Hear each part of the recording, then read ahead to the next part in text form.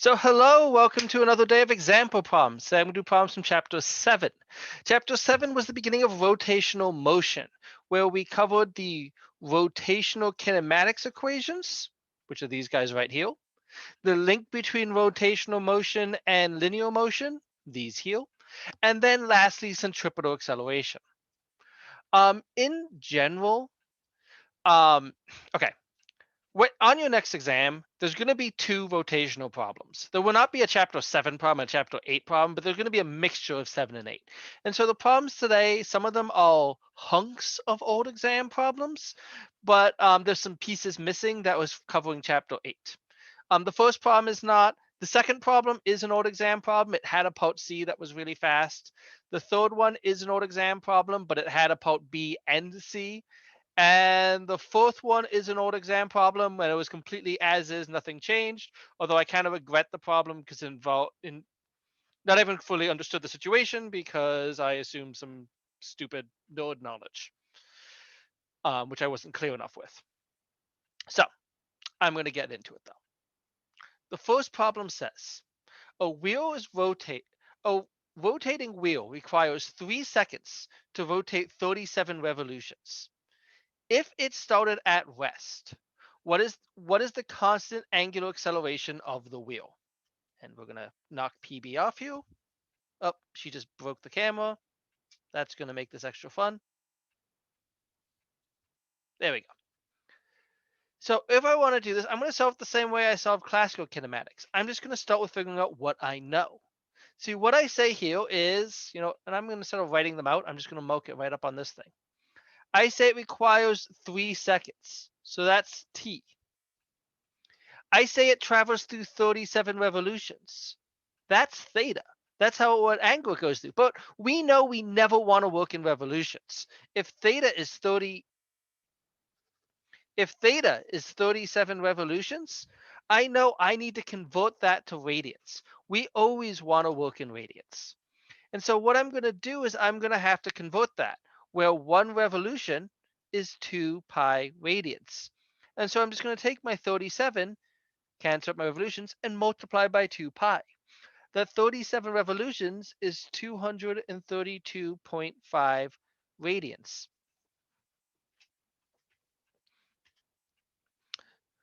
Now that's the angle it went through. I should also say what the initial angle is, but I like to always make my initial angle 0. It then says if it started at rest. Well, started at rest means it's initially not moving. And normally you'd say started at rest just means v equals 0. But if it's at rest, it also means it's not spinning. That means its initial angular velocity is 0. Because if it's at rest, it's not spinning in a circle. And so I'll say omega naught is 0. Sorry, this cat is shedding so much. Now I'm covered in cat hair. And I say, what is the angular acceleration? What is alpha? Oops, that was a horrible question mark. And just like with linear kinematics, I'm going to go the same basic logic of play my matching game. And say, I know t, I know theta, I know omega naught, I want alpha. And I'll go over to the equations and say, okay, this first equation has an omega in it. I don't know omega, so I don't want to use that equation. The third equation has an omega in it. I don't know omega, so I don't want to use that equation. And so I have to use this guy right here. And I'll just say, theta equals theta naught, which is 0, omega naught t plus 1/2 alpha t squared.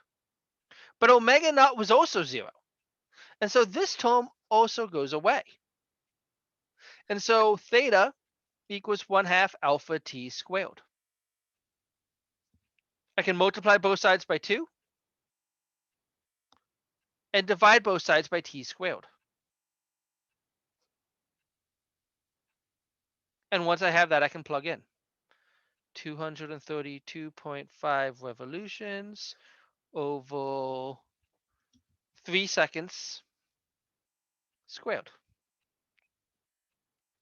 And I get 51.7 radians per second squared. Oops, this is rad. I meant to say rad. That should have been rad.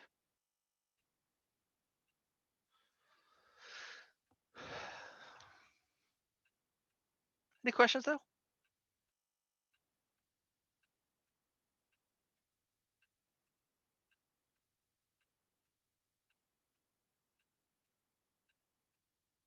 Let's move on then. This next one is an old exam problem and is the same idea but a little more complicated. It's more angular kinematics. But this time we're going to look at, just something a little more complicated. And it says, a student decides to go bowling. A student launches, and it cut off a little bit on the right. A student launches the bowling ball with an initial linear speed of 4.6 meters per second. Okay, linear speed. Linear speed is v. That's not omega. That's how fast the ball is actually moving. And they launch the ball with an initial linear speed. So that's not even v, that's v naught. That's how much it's going initially. If the radius of the bowling ball is 0.159 meters, what is its initial angular velocity? You see, I know v and I want omega. Or I know v naught and I want omega naught. Anytime you have something rolling, there's a direct link between linear speed and angular speed. That link is the radius. That when something is rolling, its linear speed equals its radius times its angular speed. I can say v equals omega o, which rearranging means omega equals v over o. Now that's just in general. For initial case, it just means omega naught equals v naught over o, because this is always true. And so my initial angular speed would just be my linear speed over the radius.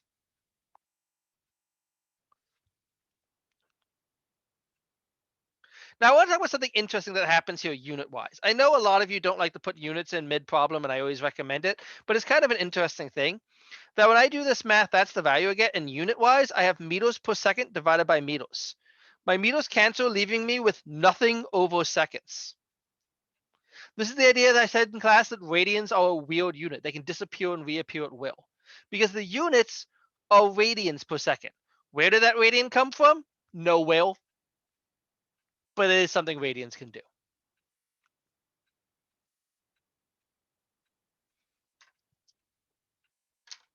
Part B says, due to a slight angle of the lane, the ball gets some angular acceleration. 0.210. There's just cat hair everywhere now. She only jumped up here once. If the ball goes through 18 revolutions, well, I'm going to make theta not 0 because I always do. And theta is 18 revolutions, but we never want to work in revolutions. The second you see something in revolutions, convert it. 1 rev is 2 pi radians. And 18 times 2 pi is 113.097.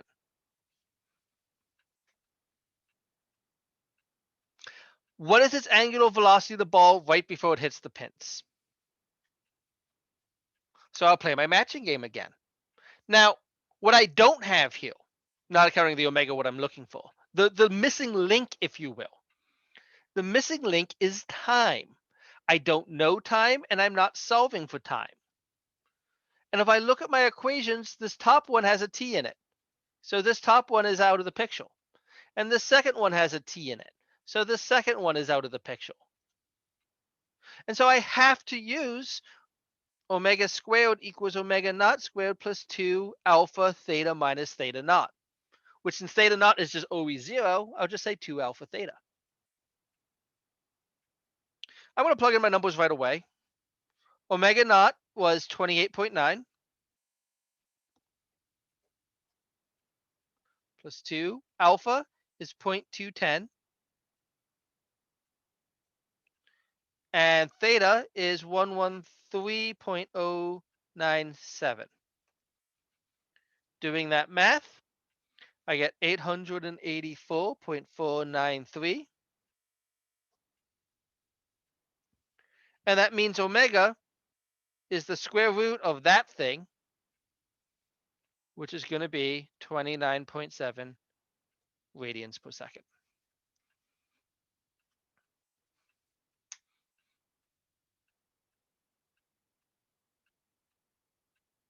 Questions?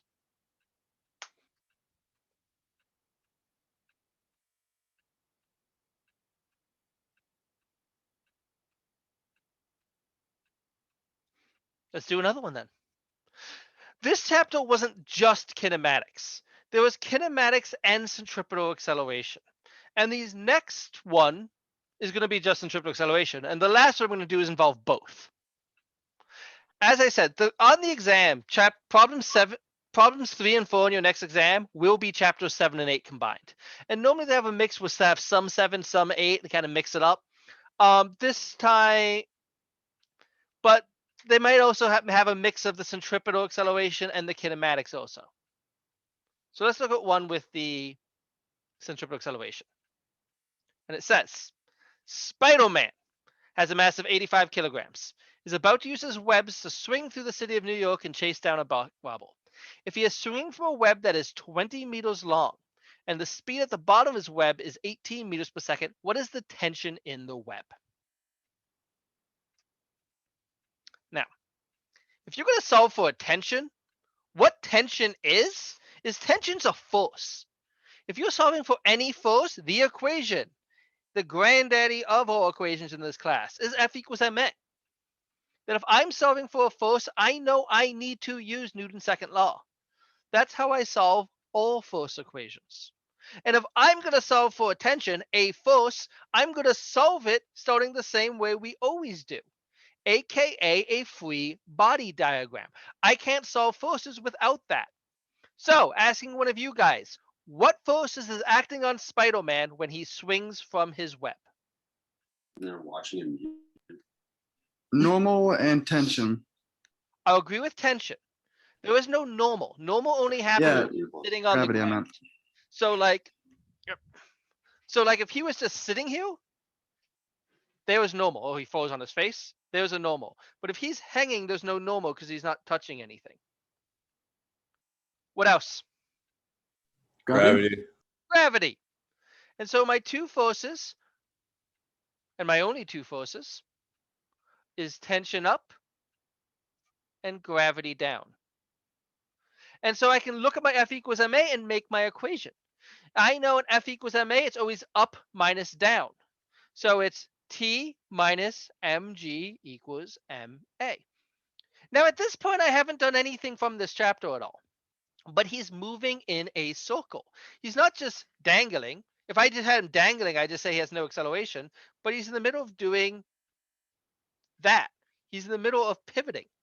Yeah, I love how I just pull a random Spider-Man toy off my shelf. And so what I can say is he's moving in a circular path.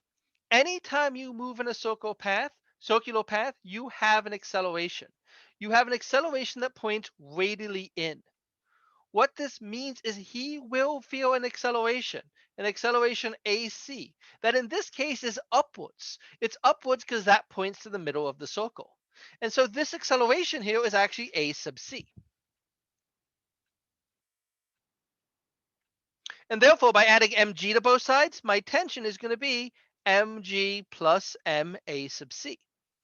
But I don't know a sub c. I know his velocity, and I know his radius. But a of c is set on that. There's two different equations for a of c. I can use either one of these. And what you do is you use whichever one makes sense for the situation. I gave his velocity. It's in meters per second. That's v. I know that v is 18 meters per second. I don't know what omega is. I could solve for omega, but why bother? I gave him v, and I gave the length of the web, which is going to be the radius. And so I'm going to use the v version of the equation just because, well, it's what I know.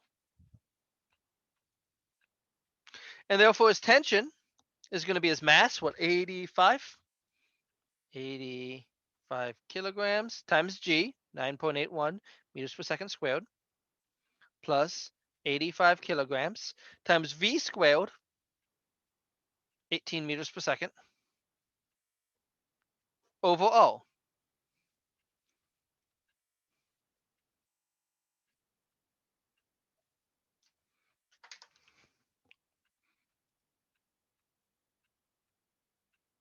Go put Spider-Man away. Any questions?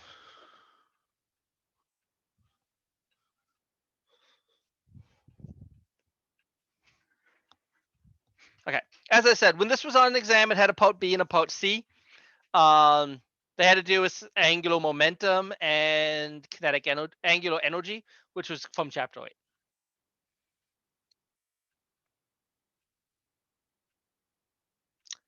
Let's do the last one I'm going to do today. This last one is a full complete problem. It has all the parts.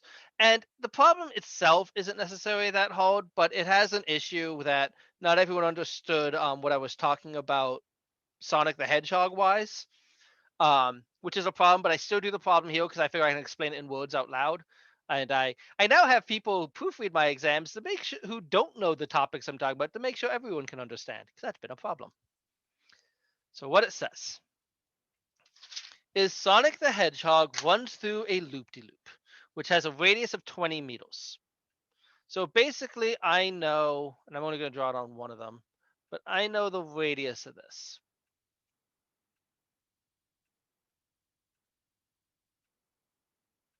What minimum speed does Sonic need to run to make it around the loop without falling off at the top in figure A? Okay, if he's running around, at that moment in figure A, he's perfectly upside down. We have the loop and he's just boop, boop, boop. And it's, yeah, just upside down and just staying there. If he wasn't moving, he'd obviously fall due to gravity. But if he is standing on that, that means he has a normal force. If you want to find the minimum speed to make it around a loop, you're going to start this with good old F equals ma and a free body diagram. And you're going to solve, wait, let me see what my cat got me. You're going to solve for where someone is going to fall. So let's make a free body diagram. If he is going around this loop, what forces is Sonic feeling at that point? Normal and gravity. Yep. Now, no, gravity is going to be down because gravity is always down. That's easy. But the normal force is also down. The normal force is also down because he's standing on the bottom of this thing. I like how I switch which one goes at which. Right? Like if I put, I just need something I can put on my own. If I put this heel, the normal force is up because it's sitting on that side. But if this is heel, the normal force is down because it's pushing up against that surface. And so my normal force is down. Now, of note, he is moving in a circle. And anytime you move in a circle, you have centripetal acceleration. But his, that wasn't what was supposed to happen. But his centripetal acceleration is also down because it always points towards the middle. And so with my first equation, up minus down, there was nothing up, so 0, minus n, because n is down, minus mg, because mg is down, equals ma.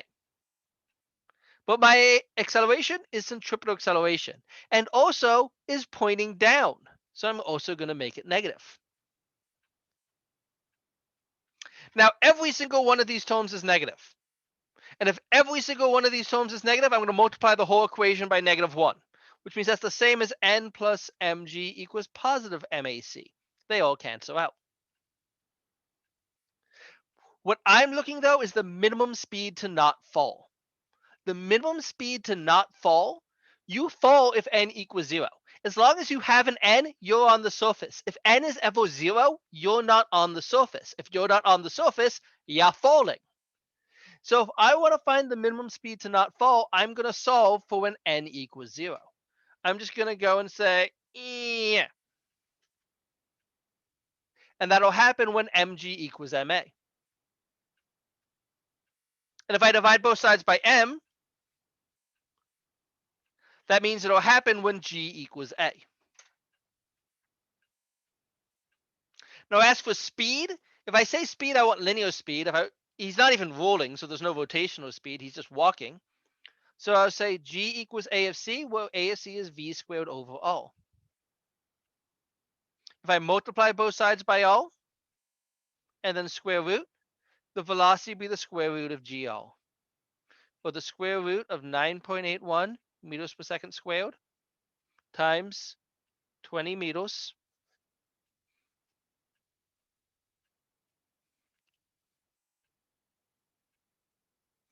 which is 14 meters per second.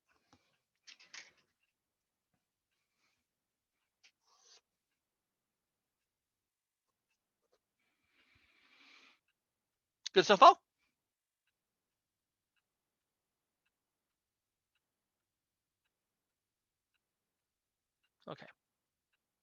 In Sonic the Hedgehog games, at least old school Sonic the Hedgehog games, Sonic often rolls in a ball instead of running.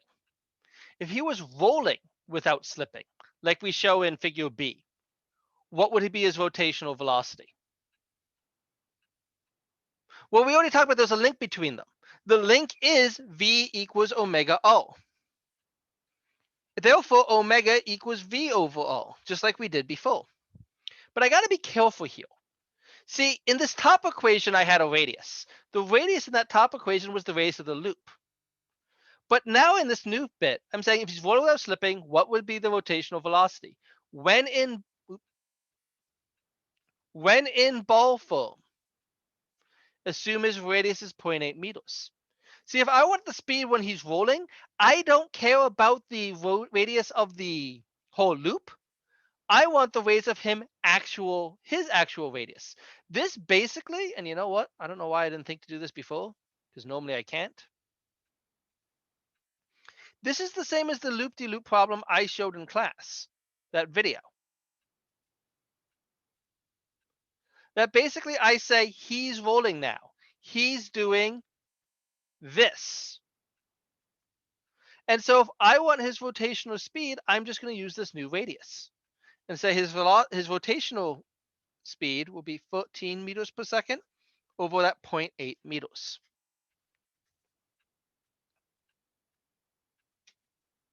And that means he spins at 17.5 radians per second.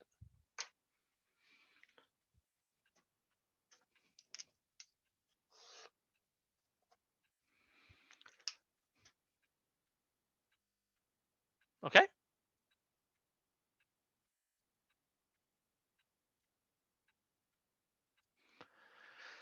Part C. This is the part that really confused people when I had this on the exam. To roll in a ball form, Sonic sometimes charges up in place and shoots off in a move called a spin dash. It looks like this GIF here, that he stands in place and kind of spins in place and then shoots forward.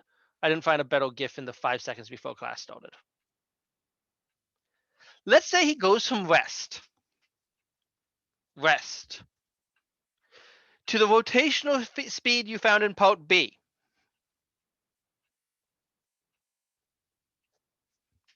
In 2 seconds. What's his angular acceleration? Well, that's kinematics again. Here's a tip, by the way.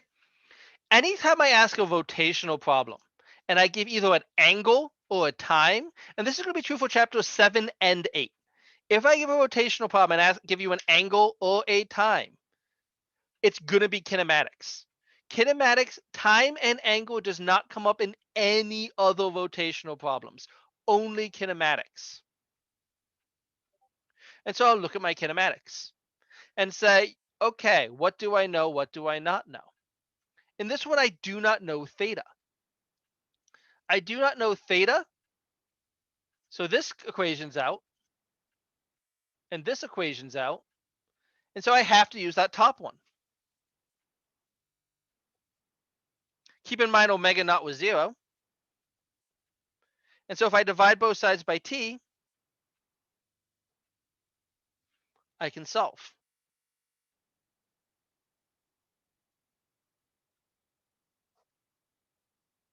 $17.875. As long as I did that math in my head correctly.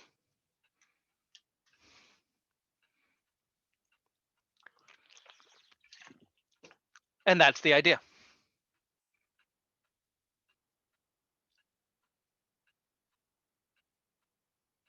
Now, the homework for this chapter, it's like 50% kinematics, 50% centripetal acceleration. For the centripetal acceleration problems, make a free body diagram. F equals ma, that's how you do it. For the kinematics, it's the hunt for what you know and just find the equation that matches.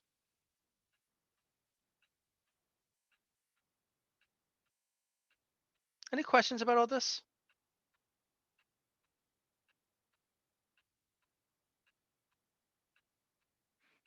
Where did you find that omega equals rotational over time? You mean alpha equals omega over time? Yeah. I took I took this equation and I divided both sides by t. Where'd you get that equation? That is this equation with omega not equals 0. Where did you get that equation? That is one of the base kinematics equations. Oh, That angular I speed see it. equals initial angular speed plus alpha t. Thank you.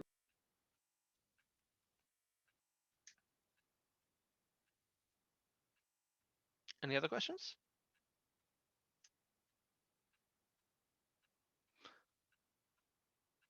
For the record, this slide that I have up here, this whole thing, is one of the slides in the lecture notes. That was the first slide for Wednesday, and I reload the lecture notes, so that's there. So if you ever want a quick slide for the whole book, that one does exist for this chapter. Okay. With that, we're going to stop there. Have a good day. I'll see you on Monday where we'll start chapter 8, which is just a lot more rotational stuff. Have a good day.